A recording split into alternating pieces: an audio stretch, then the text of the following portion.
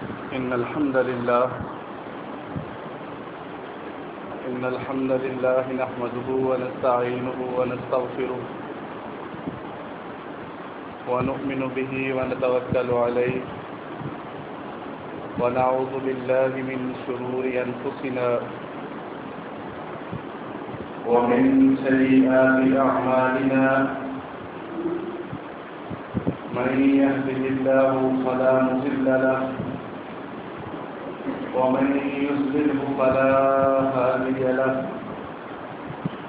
وأشهد أن لا إله إلا الله وحده لا شريك له وأشهد أن محمدا عبده ورسوله صلى الله عليه وسلم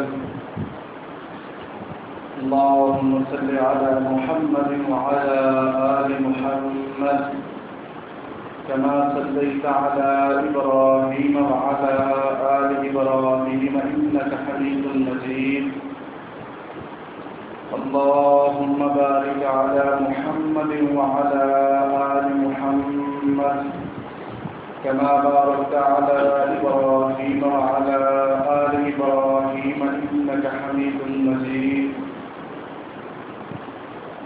أما بعد فإن خير الحديث كتاب الله وخير الهدي هدي محمد صلى الله عليه وسلم وشر الأمور محدثاتها وكل محدثة بدعة وكل بدعة ضلالة وكل ضلالة في النار.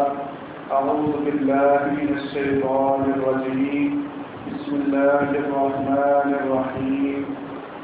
يا أيها الناس اتقوا ربكم الذي خلقكم من نفس واحدة وخلق منها زوجها وبث منهما رجالا كثيرا ونساء واتقوا الله الذي تساءلون به والأرحام إن الله كان عليكم رقيبا. يا أيها الذين آمنوا اتقوا الله وقولوا قولا سديدا يصلح لكم أعمالكم ويغفر لكم ذنوبكم ومن يطع الله ورسوله فقد فاز فوزا عظيما. رب اشرح لي صدري ويسر لي أمري واحلل عقدة من لساني يفقهوا قولي.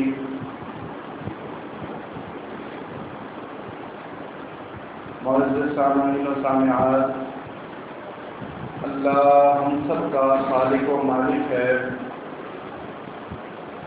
دنیا کے اندر جتنے بھی تاریخی کلمات ہیں، کبریائی اور بڑائی کے جملے ہیں، ان سب کا حقیقی مستحق اللہ تعالی ہے. درود و سلام ہو ہمارے حقیقی پیر و مرشد، محسن و مربی، پیشوا مقتدا، سید الاولین والآخرین جناب محمد رسول اللہ صلی اللہ علیہ وآلہ وسلم کی ذات اقدس پر سورۃ البقرہ کی تفسیر کا سلسلہ جاری ہے. سورۃ کی 34 آیت والذین یؤمنون اعوذ باللہ من الشیطان الرجیم والذین یؤمنون بما انزل الیک. اللہ تعالیٰ اس سورت کے شروع میں مومنین سے مخاطب ہے. سب سے پہلے اللہ تعالیٰ مومنین کی صفات کا تذکرہ کر رہے ہیں کہ وہ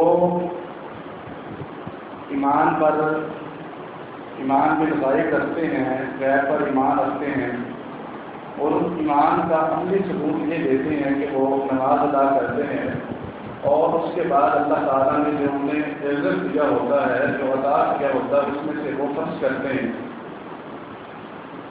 اس کے بعد چوتھی صفت اللہ تعالیٰ ان کی یہ بیان کر رہے ہیں والذین یؤمنون بما انزل الیک، کہ اے پیغمبر علیہ السلام، وہ جو لوگ ہیں وہ آپ پر جو کتاب اتاری گئی ہے، جو نازل کیا گیا ہے، اس پر بھی ایمان رکھتے ہیں. نبی علیہ السلام پر اللہ تعالیٰ نے قرآن مجید اور اس کی تشریح حدیث مبارکہ دونوں ہی اتاری ہیں. سورۃ النساء کے اندر اللہ تعالیٰ بیان فرماتے ہیں وَأَنزَلَ اللَّهُ عَلَيْكَ الْكِتَابَ وَالْحِكْمَةَ کہ اے پیغمبر ہم نے آپ کی طرف اللہ نے آپ کی طرف ایک تو کتاب اتاری ہے، دوسری اس کتاب کی حکمت اتاری ہے۔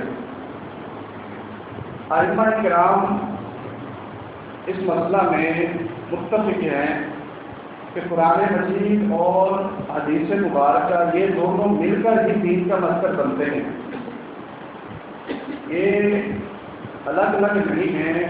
رسول اللہ صلی اللہ علیہ وسلم ہی کی زبان مبارکہ سے قرآن مجید کا حضور ثابت ہوا ہے، یعنی کہ اللہ تعالیٰ نے جبریل علیہ السلام کے ذریعے قرآن مجید دنیا کے اندر بھیجا۔ جبریل علیہ السلام نبی علیہ السلام کے پاس آتے ہیں اور بتاتے ہیں کہ یہ اللہ کی طرف سے پیغام ہے۔ اب رسول اللہ صلی اللہ علیہ وسلم نے اسے اپنے منہ سے ادا کیا کہ اللہ نے یہ بات بیان کی ہے، وہ قرآن بن گیا۔ وہ لفظ اور اس لفظ پر پڑھے جانے والے اعراب اور قرآن مجید میں آیات کی ترتیب اور قرآن مجید میں کتنی صورتیں اور قرآن مجید کی ایک صورت میں کتنی آیات اور اس کے کتنے حروف، یہ سب اللہ تعالیٰ کی اتاری ہوئی ترتیب کے مطابق ہیں۔ اب آپ علیہ السلام کی زبان مبارک سے جب اللہ کے کلام کی تشریح نکلتی ہے کہ جہاں اللہ کہتا ہے یقین الصلاۃ تو نماز کیسے پڑھنی ہے، تو ان الفاظ کو رسول اللہ صلی اللہ علیہ وسلم نے اپنے الفاظ میں بیان کر کے لوگوں کو سمجھایا کہ اس کو حدیث کہتے ہیں۔ گویا کہ آپ کی زبان سے نکلے ہوئے دو طرح کے الفاظ جو اللہ تعالیٰ کی طرف سے آپ نے امانت کے طور پر امت پر پہنچائے، اور دوسرے اس کی تشریح کے اندر جو اپنے معاشرے کے اندر رواج اور عرف کے مطابق جو لفظ تھے ان کو سمجھانے کے لیے ادا کیے، تو وہ حدیث مبارکہ ہوئی۔ وَأَنزَلَ اللَّهُ عَلَيْكَ الْكِتَابَ وَالْحِكْمَةَ، اس سے مراد یہ ہے کہ اللہ تعالیٰ نے جو آپ کو کتاب اور حکمت دی ہے، یعنی کہ اس کی تشریح کا جو اللہ نے آپ کو علم دیا ہے، جسے ہم حدیث مبارکہ سے تعبیر کرتے ہیں، تو یہ دونوں ہی اللہ تعالیٰ کی طرف نازل کردہ کی طرف اشارہ ہے، اور اس پر ایک بندے کا ایمان ہونا وہ اللہ تعالیٰ کی طرف سے نعمت ہے۔ اور جس طرح قرآن مجید کی آیت اس سے کوئی چیز ثابت ہوتی ہے اور جتنی وہ ٹھوس ہوتی ہے اور جتنی وہ اہم ہوتی ہے، اسی طرح کسی صحیح حدیث سے جو رسول اللہ صلی اللہ علیہ وسلم تک دل واسطوں کے ساتھ بالکل صحیح طریقے کے ساتھ پہنچ جائے، اس حدیث کا بھی ویسا ہی مقام ہے، اس سے ثابت ہونے والا مسئلہ بھی اتنی ہی اہمیت رکھتا ہے جس طرح قرآن مجید کی اہمیت ہے۔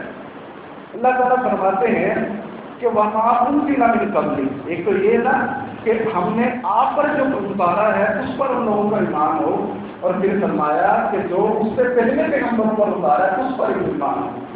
یہاں پر مفسرین لکھتے ہیں کہ یہاں پر ایمان سے مراد یہ ہے کہ ان پر اجمالاً ایمان لانا ہے، جیسا کہ ہمارا الحمدللہ ایمان ہے کہ تورات اللہ کی کتاب تھی، زبور اللہ کی کتاب تھی، انجیل اللہ کی کتاب تھی، صحف ابراہیم اور موسیٰ علیہ السلام کو دیے گئے صحیفے اللہ کی طرف سے تھے، تو یہ ہمارا ان پر اجمالاً ایمان ہے کہ وہ اللہ کی طرف سے تھے، وہ پیغمبر سچے ہیں، اس ایمان سے یہ مراد ہے۔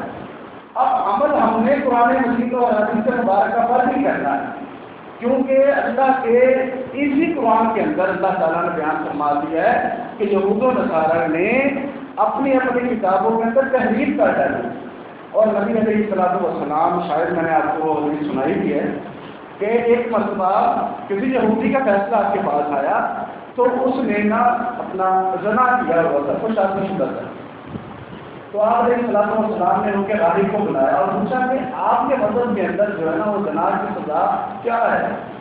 تو اس نے کہا ایسے بس اس کو تھوڑا ڈانٹ ڈپٹ کر دو اور تو بڑی سزا نہیں۔ آپ نے کہا اپنی کتاب لے کے آؤ، تو وہ اپنی کتاب لے کے آیا، تو اس نے جو رجم والی آیت تھی نا کہ شادی شدہ تو رجم کرنا، اسلام میں بھی ہے، اسلام کے دین کے اندر اس نے اس پر ہاتھ رکھ دیا اور بات کے کہا کہ دیکھو بھی کچھ بھی نہیں۔ تو عبداللہ بن سلام رضی اللہ عنہ جو یہودی عالم سے پھر مسلمان ہوئے تھے، بخاری کے اندر ہے، انہوں نے رسول اللہ صلی اللہ علیہ وسلم سے کہا کہ یہ چھپا رہا ہے، تحریف کر رہا ہے، آپ نے کہا یہاں سے ہاتھ اٹھائے اس کے نیچے لکھا ہوگا، اور جب اس کا ہاتھ ہٹایا گیا تو نیچے رجم کا حکم لکھا گیا۔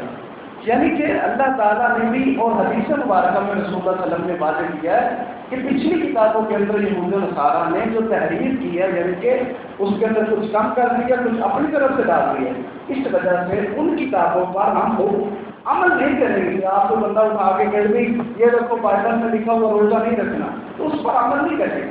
لیکن ہم یہ ایمان ضرور رکھیں گے. اللہ نے جہاں ایمان کا تقاضا کیا ہے کہ ان کتابوں پر ایمان لانا ہے کہ جو اللہ نے اتاری تھی پیغمبروں پر، اب والی نہیں، جو اللہ نے پیغمبروں پر اتاری تھی ہمارا اس پر ایمان ہے. وہ مقدس کتابیں تھیں اور اللہ ہی کی طرف سے اتاری گئی تھی.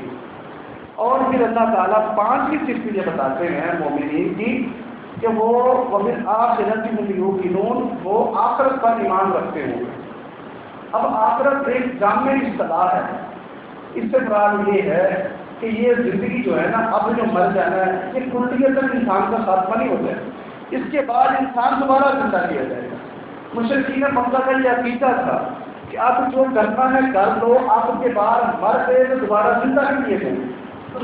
جب رسول اللہ صلی اللہ علیہ وسلم نے قرآن سناتے تھے وہ کہتے تھے کہ اللہ کہتا ہے مالک یوم الدین، حساب کے دن کا مالک ہوں، تو وہ کہتے ہیں جا تیری بات نہیں مان. وہ اس لیے نہیں مانتے، وہ ڈرتے تھے کہ یہ کیسے ہو سکتا ہے. اگر آپ ہمیں کہو کہ آپ نماز پڑھا کریں، پڑھ لیں، سرکار یہ کرو، دینے میں لگا، لیکن یہ کیا ہوا کہ اپنے عملوں کا حساب بھی دینا پڑے گا.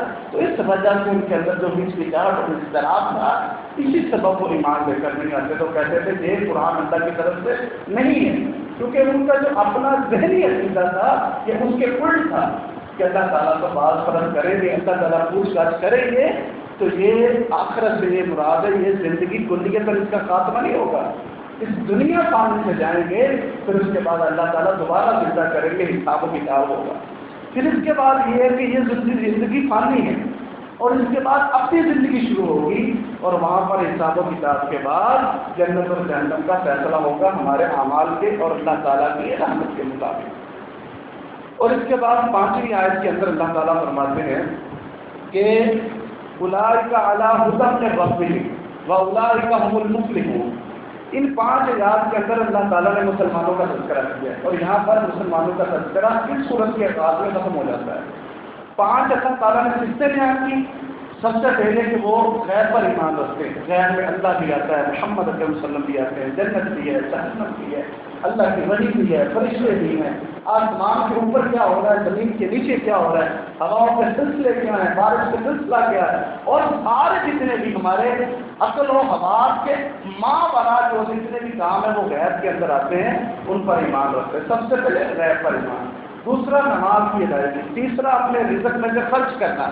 چوتھا اللہ کے نبی پر اترنے والی کوئی کتاب قرآن مجید اور پہلوں پہ جو پیغمبروں پر اتری تھی ان پر اجمالاً ایمان لے کے آنا. اور 5واں یہ ہے کہ آخرت کی زندگی پر ایمان لانا. اب یہ 5 صفات والے جو ہیں مومنین، اس کو اللہ تعالیٰ کہہ رہے ہیں اولئک علی ھدی من ربہم، کہ یہ وہ لوگ ہیں جو اللہ کی طرف سے ہدایت یافتہ ہیں، اللہ کی طرف سے ہدایت یافتہ ہیں، ان کے صحیح رستے پر ہیں، یہ بھٹکے ہوئے نہیں ہیں، یہ اللہ کی طرف سے ہدایت یافتہ ہیں. اور واولئک ھم المفلحون، یہی وہ لوگ کامیاب ہیں. اس کامیابی سے مراد امام ابن کثیر رحمہ اللہ لکھتے ہیں کہ یہاں سے مراد آخرت کی کامیابی ہے، فلاح و بہبود ہے آخرت. کیونکہ اللہ تعالیٰ قرآن مجید میں فرماتے ہیں فمن زحزح عن النار وادخل الجنۃ فقد فاز، کہ جو بندہ جہنم سے بچا لیا گیا اور جنت میں داخل کر دیا گیا، حقیقت میں وہی کامیاب. اللہ تعالیٰ ہمیں ان کامیاب دونوں میں شمار کرنا ہے، اور یہی وہ حقیقی کامیابی ہے. اور ایمان لانے کے بعد عمل کرنا، صالح عمل کرنا، اللہ تعالیٰ نے اپنے ان بندوں کے ساتھ جنت کا وعدہ کیا ہے. سورۃ یونس کے اندر 9 نمبر آیت میں اللہ تعالیٰ فرماتے ہیں ان الذین آمنوا وعملوا الصالحات یہدیہم ربہم بإیمانہم تجری من تحتہا الانہار ھم فیہا خالدون. جو ایمان لائے اور نیک عمل کیے، اللہ تعالیٰ ان کے ایمان کو سیدھا رکھے گا، ہدایت پر، اپنی ہدایت پر ایمان کو، ان کے ایمان کو رکھے گا، اور ایسے باغات ملیں گے جن کے نیچے نہریں چلتی ہوں گی، جنت کے باغات، اور وہ اس میں ہمیشہ ہی رہیں گے. ان 5 آیات کے اندر اللہ تعالیٰ نے مومنین کی وہ صفات 5 بیان کی ہے. اللہ تعالیٰ ہمیں یہ صفات اپنانے کی توفیق عطا فرمائے. اللہ ہمیں قرآن کا فہم عطا فرمائے. اللہ ہمیں اہل قرآن سے بنائے. روز قیامت اس قرآن مجید کو ہمارے حق میں سفارش کرنے والا بنائے، اور ہمیں روز قیامت اسی قرآن مجید کی مخالفت سے بچائے. اللہ تعالیٰ ہمارا دنیا کے اندر آخرت کے اندر حامی و ناصر ہو. وآخر دعوانا الحمد للہ رب العالمین.